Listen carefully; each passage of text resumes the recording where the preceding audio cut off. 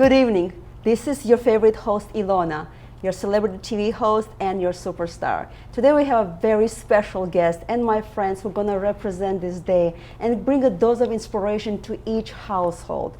Are you ready? I think so. So let's start right away because I cannot wait for them to share more wisdom, more dreams, more inspiration with you. We have with us today the mayor of the Brooklyn Park, Mayor Hollis, and his lovely wife and his daughter Brianne here to represent and bring the little bit special thing for you during this important season of giving and celebration, laughter and joy. So let's welcome Mayor Hollis with us and his lovely wife Latrice and Brianne with us. So let's start with you, Mayor Hollis. So tell us how you're feeling today. Oh, great. It wasn't too cold out for Minnesota. Got a lot of work done, so beautiful day in Minnesota. So appreciate it. Thank you for coming. Okay, let me start with Brianne. Brianne, how old are you? Can you let us know? I'm 9. You're 9. What grade are you? 3rd grade. Tell us about your dream. What do you want to do when you grow up? I want to be a doctor What? Why so? because I like helping people. That is so amazing. So, and kids usually represent things what they see in the families. It doesn't come from nowhere.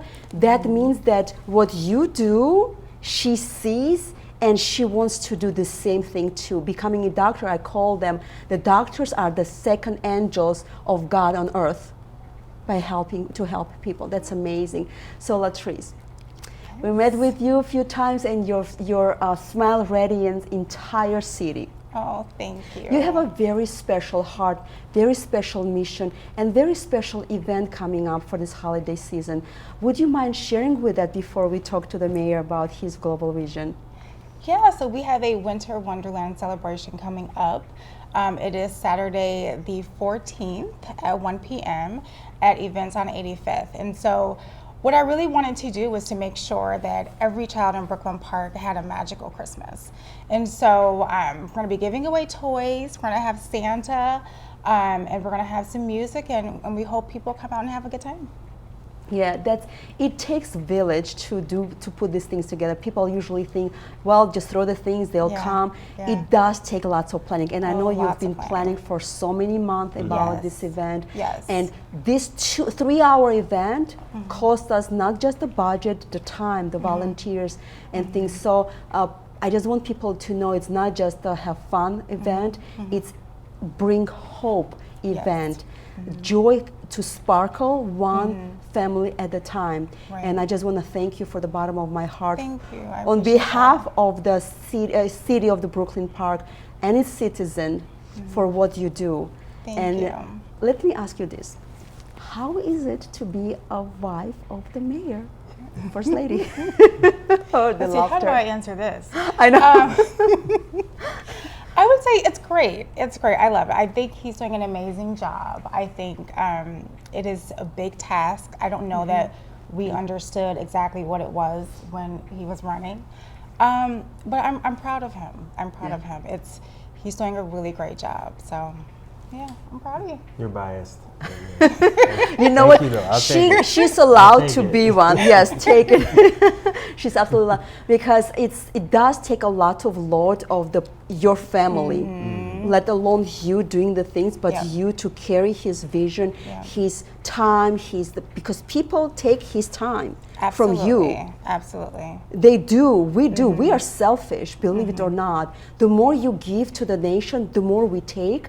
So that's why having the balance and great support system at home makes the mayor to do his job more effectively, productively, and he comes home like, okay, honey, I did it.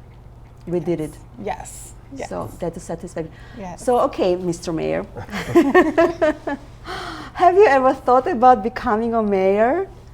I did, actually. I'm originally from Illinois, and so my family is from south side of Chicago, but originally my grandparents were actually from the South. And they left lynching, and there were some terrible things happening down south. They moved to Chicago.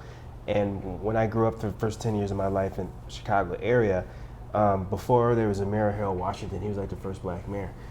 There are certain parts of the city, the west side and the south side, would not get the same services, so they wouldn't get their trash picked up on time, the streets wouldn't get fixed on time, streets didn't get plowed. And so he kind of, watching him be the mayor, he died too soon in his second term, watching him be the mayor and actually bring those services to everybody and still grow the city economically, made me at a very young age really respect mayors, maybe in a way that I don't look at other elected officials, but I knew that mayors could have a very just real impact on people at a personal level. So I thought about it. I didn't think I would do it.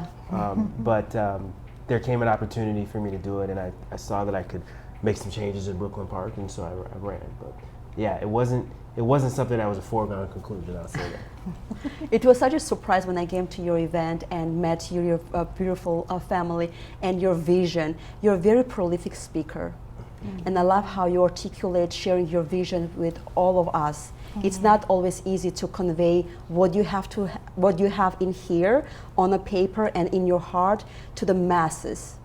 So the way you have done it I think it was very effective, and it touched my heart. And I said, I have to have this family to the show so I can intimately interview you guys and get some of the things that was in your heart as well. So let me ask you again this question. If the opportunity arises, would you run again for the mayor, knowing what you've done, what the position is? Yeah, I have two more years in my term. I would, for the simple fact that, in terms of one of the things I ran on was just the economic development of the city, and not going to go too far into details unless you ask me to. But we have in our city we have a ton of diversity. So you have folks that are doing really well, you have folks that are not doing well. But our tax base isn't really high enough to maybe always afford the things that we want. So a lot of our budget is taken up by public safety. We should have a bigger budget for parks and rec and other stuff. And so one of the things I ran on was saying, and then we don't have retail and restaurants like we should for a city of our size. We're the fifth or sixth largest. So one of the things is we have 700 acres of undeveloped land. We went to the capital, Minnesota capital, we said we want 200 acres of this to be for biotech. So we want to have more than Medtronics, Boston Scientifics, we want some of that stuff homegrown, so that a child who maybe their family's been in poverty for 3 to 4 generations, but if we put that economic opportunity in Brooklyn Park and we've got programs that train them, they can graduate from high school, maybe they get an associate's degree, maybe they don't. But some of these jobs in biotech, you get $70,000, $80,000 right out of school, and they'll train you. And then if you meet your wife there or your husband there, now you got a household that makes $140K. You're not rich, but you're doing well. So we're still setting that up and making that work, and there's some pieces that we got to complete, and we got to get those businesses here. But to me, we have to finish the job on that piece that helps push down property taxes and help us afford the city we want, gets you the retail and the restaurants and everything else you want. I think the other piece is we're doing some great things in terms of law enforcement and public safety. So a lot of people don't always want to talk about that. It's a touchy subject, but what I say is this: our crime is down 10%, violent crime is down 19%, and we're doing that all while diversifying the police force. And we've got programs that are coming in place like community intervention, where people are going out in the community to areas where we're seeing higher crime, and they're reaching out to people and figuring out if you've got issues, if you're a youth and you've got issues, how do we get you the food we need, or how do we get you to helping you with education? So that upstream, we're preventing kids from that school to prison pipeline, and we're creating a school to work pipeline, right? And that community intervention unit is going to help with that. We also got the alternate response team, which sometimes, let's say I wasn't around, I'm out of town, and my wife is arguing with my daughter, and the neighbor hears it and gets frustrated. Well, rather than the police going out, they will send this alternative response team, which is a mental health worker and which is a social worker. They'll come, they'll de-escalate, they'll get people what they need. The police stay out of it so they can focus on what they need to focus on, and my daughter isn't in the system. And so for me, that work has to continue. It needs to get more robust, because we are actually pushing down crime. The last thing is that as our police build more and more of a rapport with the community, and as we roll out these resources, one thing we're finding is that domestic violence is something that is getting more and more reported, because people are starting to trust the police to not escalate but de-escalate. But our society doesn't have a lot of answers for that. And so it's beginning to also say, well, how do we push that down? Because a lot of the violent crime we see is from domestic violence. So how do we start getting ahead of that? Because people should feel safe in public and they should feel safe in home. So that's my vision, is everyone has an economic opportunity, but also everybody is safe in the public and at home. And I think we can do that as a city, but we have to finish the work. This is such a clear and detailed vision that you have. I got very inspired just by listening to you, because you've touched the areas that we didn't think it would possible to do it. Your global vision is, I'm using the word global vision because it will impact eventually to more. And when somebody does something great, they want to reciprocate. They want to do that, and your vision is just the simple fact that when families meet in the factories and create a family of the impact and start making money, just this alone makes me feel so great that you went beyond to really think about families, how they can create a families, the impact, the income, the economics, and all this, the details that you have put together. I would love for you to share more vision about maybe that your personal dreams for you and your family. What is your personal dreams outside of the city? And then I'm going to ask you more vision about that when we come back to this. Yeah, that's a tough one. Like, for the city, I think I see us being continuing to grow and being a first-in-class city, having bustling retail, restaurants, jobs for people, and people. Ultimately, I want Brooklyn Park to be seen as a city where if someone is struggling in another city, or they want to start a young family, and they think of Brooklyn Park, they can come out here, and as long as they're willing to work hard and figure out how to get into those networks and kind of honor what we are creating as the Brooklyn Park way, they're going to do fine, and they're going to be okay. And I want that to be something that is nonpartisan, right? So I want everyone to get involved in making this vision happen, because what you see in Brooklyn Park is, we got an apartment complex called Huntington Place, and there's some people that are struggling there. And when I think of Huntington Place, sometimes some of those people are my family, but on a different path. Some of them, not all of them. So sometimes, I meet people and they have moved from the north side. Before they moved from the north side, they were from the south side. South side, they were from Mississippi, but they've never had real wealth. But then you also have folks who are coming from immigrant communities who haven't had opportunities for quite some time, and they're saying, well, how do I figure this out? Brooklyn Park has got to be a place where people who are figuring out and willing to work hard get a great opportunity to be wealthy and to do it as a family. I think the other piece is, and I really struggle with this because I haven't seen a lot of emphasis on it from a policy perspective. I'm concerned about the family as a unit, right? So my story is a story of, my great grandparents and further back coming out of slavery, and then my grandfather was a sharecropper, but he built a family. And then on my mother's side, on my father's side, they built a family coming out of the South. And then my parents are married, and then I'm married, right? And I've been with my wife for 20 plus years, and so. The story of, not only my story, but the story of America is very much families. But when we talk about policies, often we're talking about specific groups here or specific groups there, or trying to target this issue without understanding that that is a family issue, that is a community issue. And so for me, it's getting back to those conversations about how do we help families survive? And if they're struggling, how do we help them come out of it together on the other side of it? And so that's the longer vision.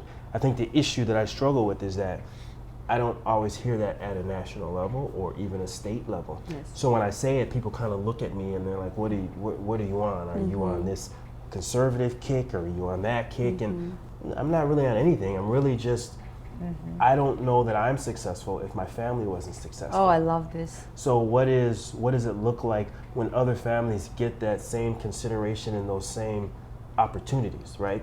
And that's really what I'm about. And I guess, as far as my own family, I've got, we got the 8-year-old, by the way. Her birthday's on Sunday, Yeah. so she's oh my gosh, rounding my up. daughter is Saturday. Already rounding up. But we got an 8-year-old, we got a 20-year-old who goes to NYU, and a 19-year-old who goes to North Hennepin.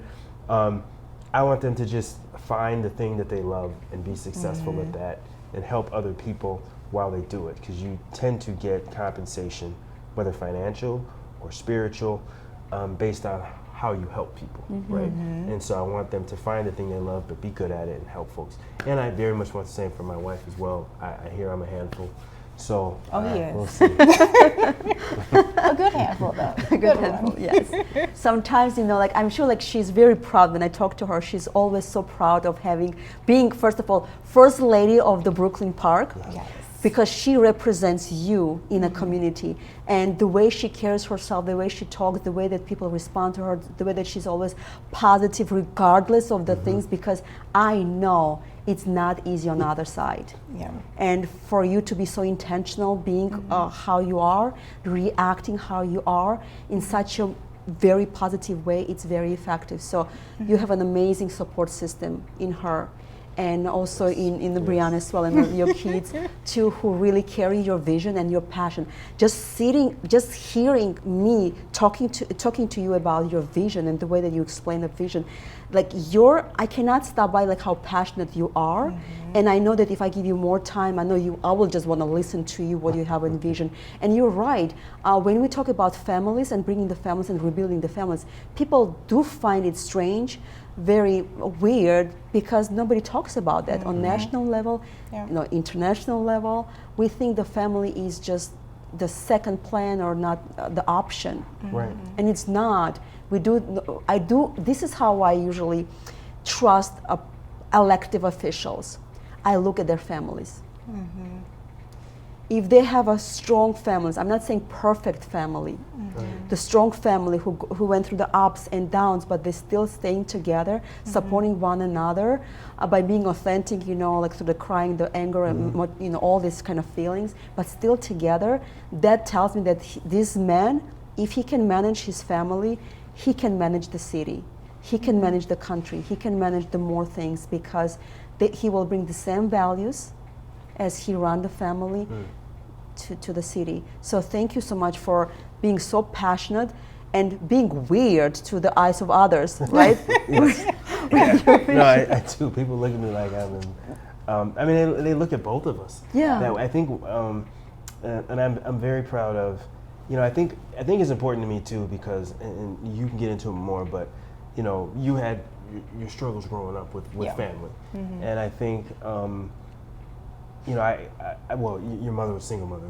I can say that piece, and then I come from a two-family household. So I think when we got together, you would come from a household where women ran it, and so I was coming from something different. So I think it was kind of learning how to make that work. But in some ways, a cycle has also been broken. That all of our kids are like, no, mother, father was there. This is how they solve problems. This is how they work together. So for me, that has been important throughout every step, whether it was my grandparents or my parents or my wife is that support system. And I think a lot of the issues and anxiety and problems that we have is because there has been a de-emphasis on the strength of families coming together. Right? When I moved up here from Illinois, I had a bunch of family in Illinois, and so I was so used to being around them, and they would give me self-esteem, and they would work with me. Well, that left, and I felt a lot of that, right? And I think as a society, we sometimes forget how important it is to have that family there that is kind of breathing life into you. If you're struggling, they can help you financially, or they can help you with spiritual advice, or they can just help watch the kid. But we've gotten away from that. I think often we're saying career. This is the new thing that they're pushing out there.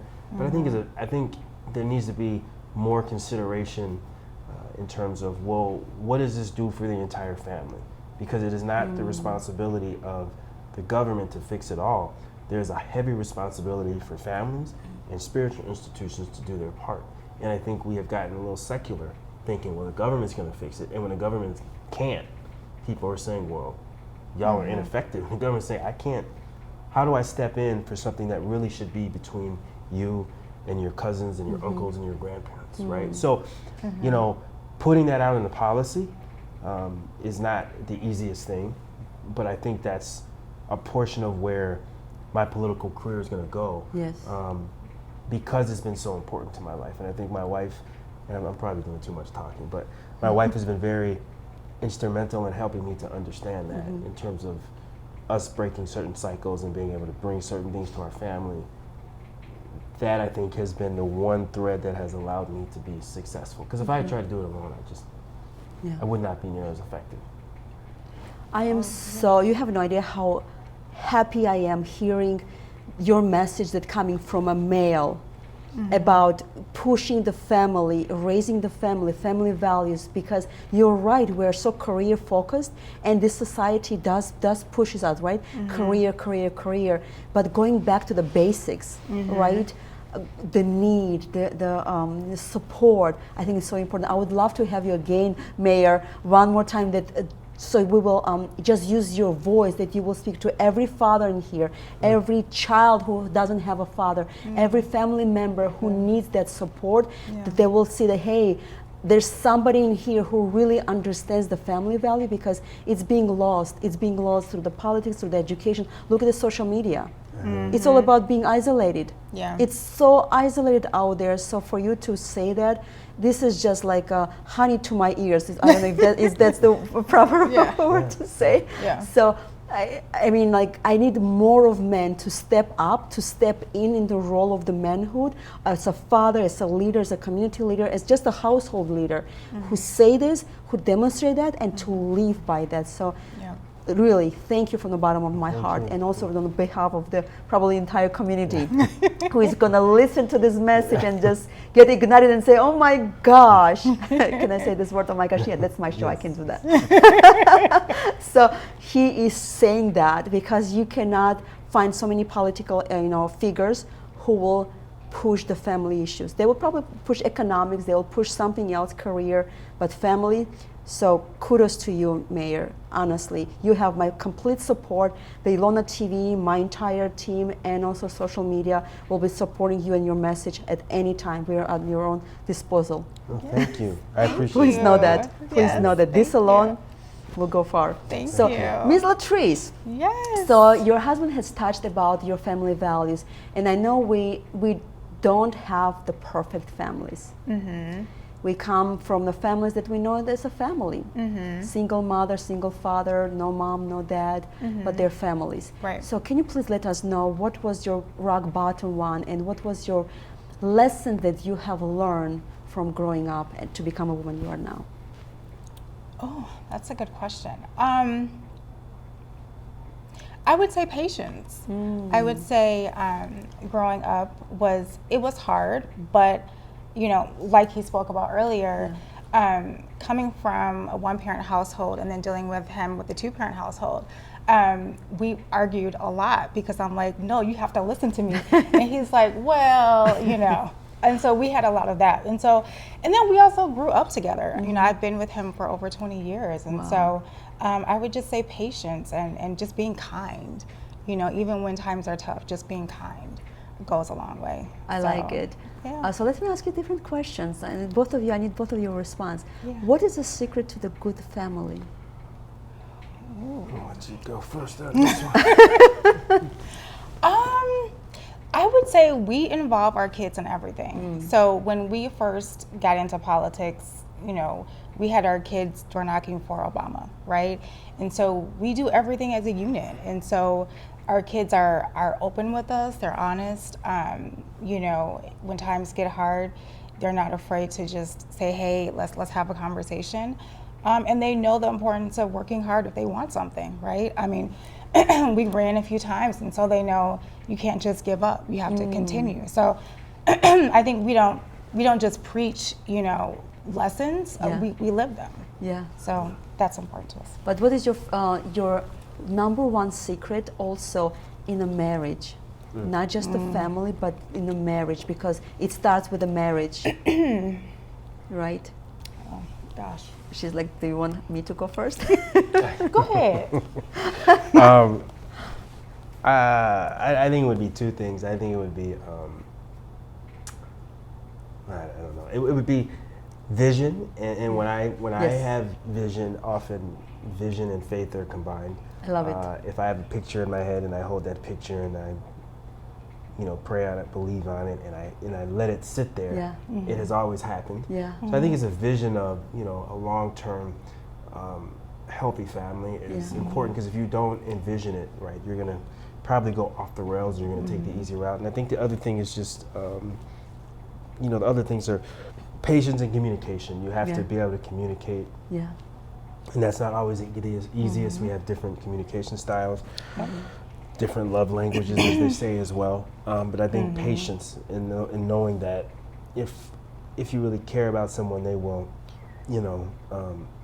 things will kind of work themselves out. But I think I've just been very blessed in that, before I met her, I asked for somebody like her as a child. So it was kind of a blessing that was given to me. And I think if you have certain visions in your head, it helps quite a bit. I can't speak for people who don't have those type of visions, right? But I think all of that helped us be together. Yeah, even Bible says that person without vision shall perish. It doesn't say the person without education shall perish, without, like hobbies will perish, without a vision. So for you to say that we have, because this is my biggest thing, if you don't have a vision for your family, forget about it. You don't. Having fun is different than having a joy. Yes. Having the vision is something completely different because you're very focused. Right. You may get a detour, but you always will end up there. So what is your secret? I would agree with what he said. I would also say being friends, being able to laugh and enjoy each other. And definitely being able to communicate, but just being friends. Yeah, I can attest, because when I saw you for the first time, because you usually expect people, you were so lovey-dovey. So friendly with each other, he's touching you in here, and just very gentle, very loving with it. You are not afraid to expose your feelings in a public settings like this, and I commend you for that. You can become like a catalyst of our city, and also catalyst for another families. How like a sample. It doesn't have to be perfect, but it has to be right. So we don't have to marry the perfect person. We just have to marry the right person for us, and create the right family, good family with a vision, and that God will help us all. So, okay, Mr. Mayor, can you please look at the camera and inspire someone out there? You've spoken a lot about vision as a family. If you can inspire some families out there who probably are lacking and have no vision, no hope of their families, what would you want to say right now to broken families, to, let's say, needy family? Right there, it's camera 3. So I would say, we've been through some very difficult times as a family, and you have to have a vision of what you want to do, what you think your strengths are. And sometimes you get so far down that you can't imagine that you have any strengths, and sometimes that's where you have to ask God. And God's not going to always answer you on your time. He's going to answer you on time. And so I would say, if you can't come up with that vision, have that vision in your head and realize that life does not move in this linear fashion where 1 + 1 = 2, 2 + 2 = 4. Many times, if you have a vision and God is involved and self-belief is involved, 1 + 1 can equal 5, because you don't know where the 3 is coming from, but the world is providing that for you. So have a vision, believe in yourself, and realize that something that you think is a small strength or that nobody cares about, realize that could be the very thing that catapults you and your family to success, and believe in yourself. Muhammad Ali is one of the greatest boxers of all time. He was telling himself he was the greatest before he was the greatest. He didn't tell himself he was the greatest after he was the greatest. So even if you're down and you don't have 2 nickels to rub together, have faith in yourself and start thinking of, what can I do to move the ball forward? And many times the thing will show it to you. The world will show it to you. So have faith and have a vision. I think that's incredibly important, even if you're down. You're right. Believe in yourself and faith is important, absolutely, in the vision. And Mrs. Latrice, if you can also motivate another family, another women out there that are maybe struggling in this Christmas season, this season of giving, and what would you want to tell them right now? How would you want to motivate them today? I would just say, stay positive. Surround yourself with good, positive people as well. We have a great support system. Some of the people that were negative, we just, they're no longer in our life. So just, keep your spirits up. I would say that. Can Yes. I say one other thing too? I do want people to know, like when we say, I'm upfront with people. We went through bankruptcy at one point, right? So things were very, very down, and it's still not always easy. So keep that vision, keep it positive. If people are negative and telling you can't, maybe they're not the person you need to be talking to at that time. And also realize that the city, when we can help, we will help. Yes. Feel free to reach out to me, mayor@brooklynpark.org. And if there's resources that we have as a city, we will help, right? We don't want people to feel alone, but a lot of the work, the vision, the faith, keeping it positive, folks have to do that themselves. And then we will help where we can. I love how real and authentic you are, Mayor, and also the First Lady. It's just that's what we need. We need to be connected, and that's what the show is all about, to connect with people, because when people see what you have achieved, they don't know where you were to achieve where you are, and what is the way that anybody can do it if they have a vision, have a faith into themselves, and don't give up. And like you said, remove the people, places, and things who tell you and feed you with the can't. Don't collect the can. Don't be in a business of collecting and gathering all of the cans. You can, because that will weigh you down and stuff. Exactly. Brianne, would you like to share something and tell to any girls your age something positive? Maybe you can say something like with one word or one sentence.